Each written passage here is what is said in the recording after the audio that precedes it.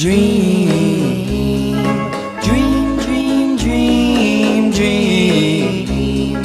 Dream, dream, dream when I want you. In my arms when I want you. And all your charms whenever I want you. All I have to do is dream, dream, dream, dream.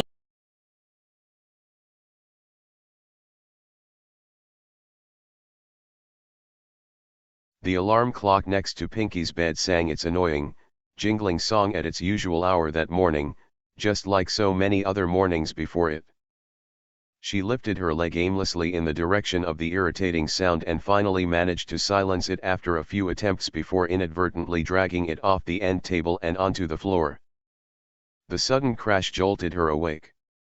She dragged herself to the side of the bed to inspect the damage to the clock from her comfortable position. Right now, though, she couldn't have cared if it had shattered into 1,000 pieces. She sighed heavily and flopped her face back onto her pillow. For the first time in a while, she simply wasn't ready to rise, shine, or attack the day. The soft mattress, fluffy pillow, and warm blankets beckoned her to stay, but she had prior obligations that morning that she had to keep. She did make a promise after all, and despite not being one of her signature Pinky promises, she was still sworn to it. Applejack had run behind a bit with the bucking that week thanks to a minor but bothersome injury and didn't want a repeat of what happened months ago when she cooked up a batch of baked bads or sent Rainbow Dash careening into the library. Pinky and the others had agreed to lend her a hoof that day and hopefully get her back on track. Still laying on her stomach, enjoying every extra second possible, she flipped her covers away and crawled out of bed. After replacing the clock onto the end table, relieved that it still worked, she dragged herself to her dresser and looked herself over in the mirror. Pinky was a wreck. She had thrown a party 6 days in a row prior to yesterday. The only reason she hadn't bothered to throw another the day before was that the cakes wanted to take a day for themselves and had asked Pinky to watch the twins for them. Thursdays were generally slower than most other days of the week, and thankfully for Pinky, that trend had continued. Trying to balance watching the twins and dealing with a steady stream of customers would have been more than even she could handle. Even though it was relatively, mercifully slow during the day, the night had other plans. The cakes were delayed on their return for a few hours and didn't get home until well after the moon was overhead. Pinky had wanted to get to bed early to catch up on some rest but was forced to stay up later than she wanted watching Pumpkin and Pound. She headed to the bathroom for a nice, hot shower. She silently prayed it would snap her back to reality, but after she had finished up, she didn't look any less exhausted than she had before. After toweling herself off, her hair poofed into its usual curly style and she forced a smile onto her face. It took more strength than she had, and after a moment, the smile fell into an uncharacteristic frown, coupled with large bags hanging from her eyes. Feeling defeated, she carried herself downstairs. A few minutes after arriving in the lobby and checking the store out one final time before heading out, Rainbow Dash entered Sugar Cube Corner. She had a bounce in her step that morning, similarly to how Pinky typically does. Her cloud bed had been kind to her that night and she was raring to go. "Hey Pinky, what's up? Ready to head to Sweet Apple Acres?" Rainbow got a good look at the party pony and grimaced. "Geez, you okay? You don't look so good." Pinky perked up as best as her groggy state would let her. "Sure am, Dasha. Just a little tired but I'll be fine." Rainbow chuckled. "You, tired? Heh, good one, Pinky. That's something I never thought I'd hear. I'm going to fly on ahead. I'll see you there." As the Cyan Pegasus flew away, Pinky sighed. "The one time I'm being serious and no pony believes me," she mumbled to herself. With a large yawn, she headed out the door. Even though the one closer to Sweet Apple Acres was Fluttershy, Pinky was one of the last ones to arrive. The only one that took longer was Rarity, and not by much despite how much farther away Carousel Boutique was and how long it took the sophisticated pony to get ready.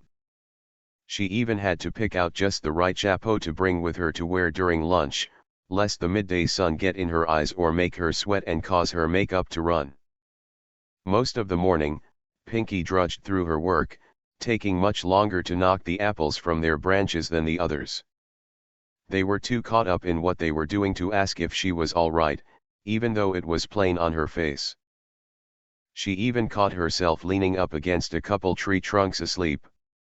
No pony mentioned seeing her in such a precarious position, so she tried not to think about it. She didn't want to let her friends down, after all. As lunch crawled closer, she hoped that the food Fluttershy brought would give her a little bit of a boost for the afternoon. Applejack had eaten quickly and gotten back to bucking sooner than the rest. Rainbow Dash spent her lunch relaxing on a cloud she decided to run and grab when they stopped for a break. Twilight was going over the projected schedule and bucking route on some papers she brought.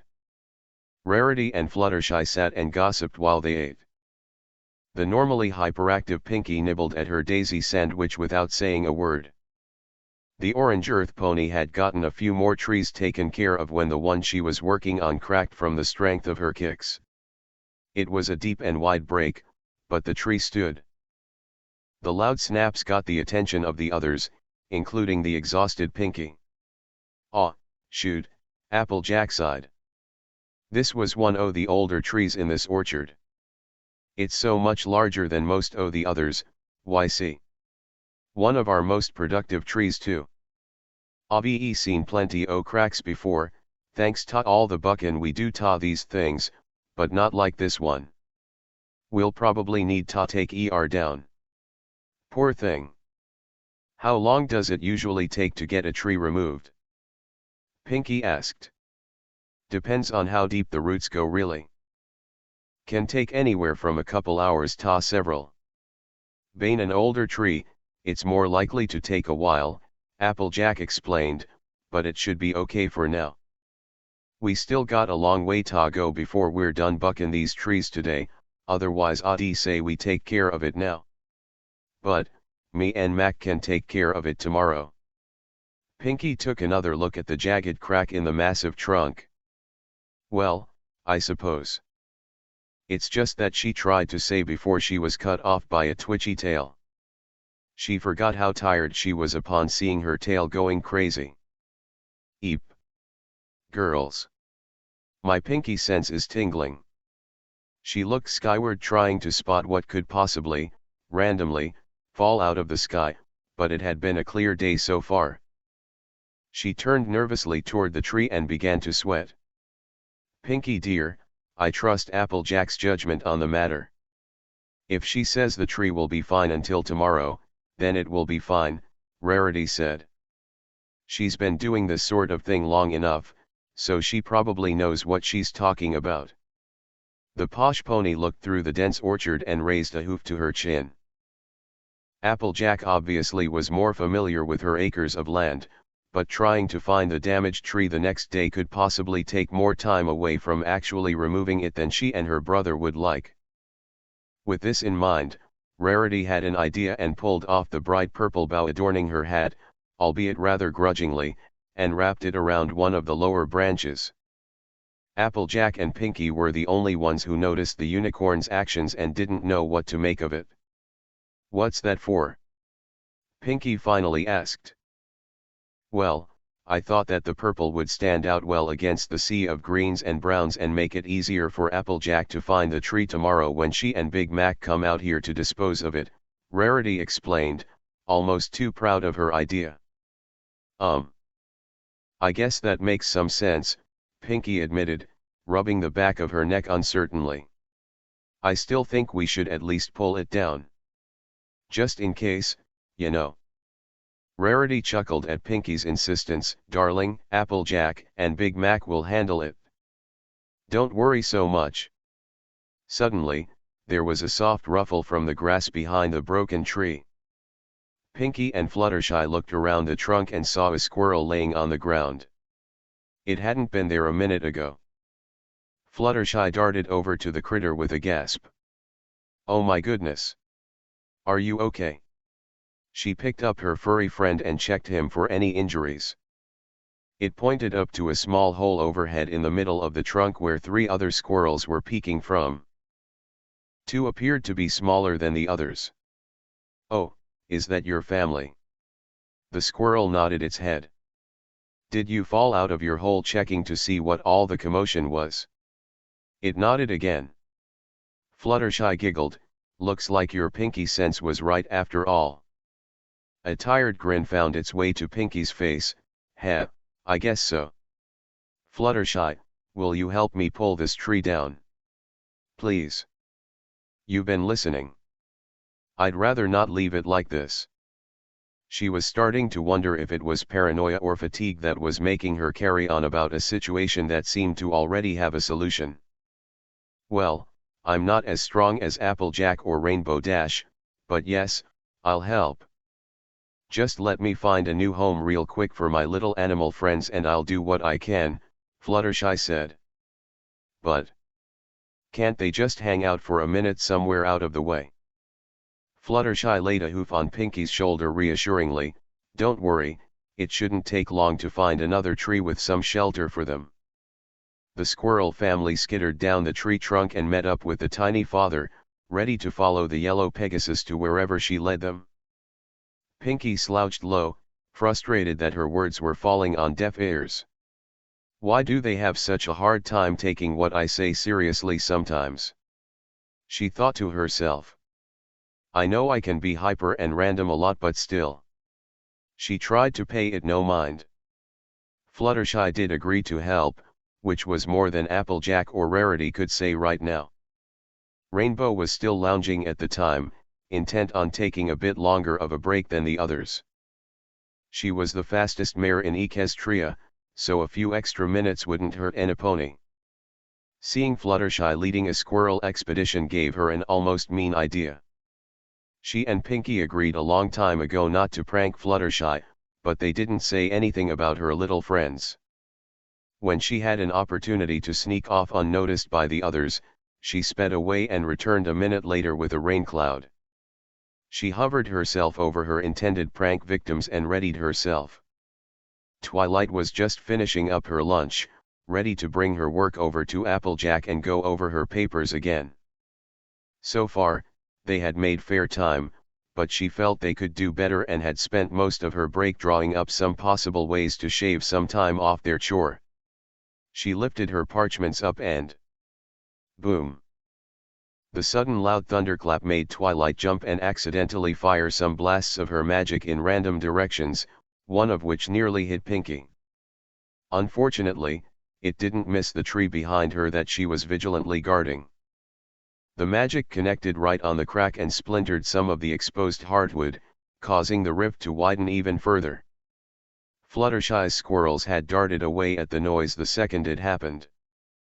The 2 ponies looked up angrily at Rainbow and chastised her as she rolled on her cloud, laughing at her own antics. "Guys, come on. That almost hit me," Pinky yelled fruitlessly. All their bickering and scolding each other drowned out the pink ponies' pleas. Her weariness started eating away at her patience. "Will some pony listen to me?" A few quiet crackles coming from behind caused Pinky to freeze up and hold her breath. Any exhaustion she had completely disappeared in an instant. The breaking of wood under intense weight coupled with a loud, ominous moan spun her around and she screamed as the old tree started to fall toward her. A moment later, she was silenced. A sickening crunch, followed by the snapping of twigs and rustling of leaves on the ground, took every pony's attention away from what they were doing. "Pinky!" Twilight whispered nervously. The 5 anxiously approached the fallen tree that their friend had asked repeatedly for help with, silently begging that what they were all thinking wasn't true. A few feet from the new stump, beneath the trunk, a single pink leg stuck out motionlessly. They gasped as one. Twilight's horn flared and she grabbed the large tree, trying desperately to pull it off Pinky. It was still partially stuck on the stump and wouldn't budge. Fluttershy and Rarity were on the verge of hysterics, weeping openly at what they feared. Rainbow and Applejack dashed over and pushed at the connection with all their strength until it finally came apart. Twilight tossed the tree away the second she could, tears matting the fur on her cheeks. They finally saw their friend. Oh no!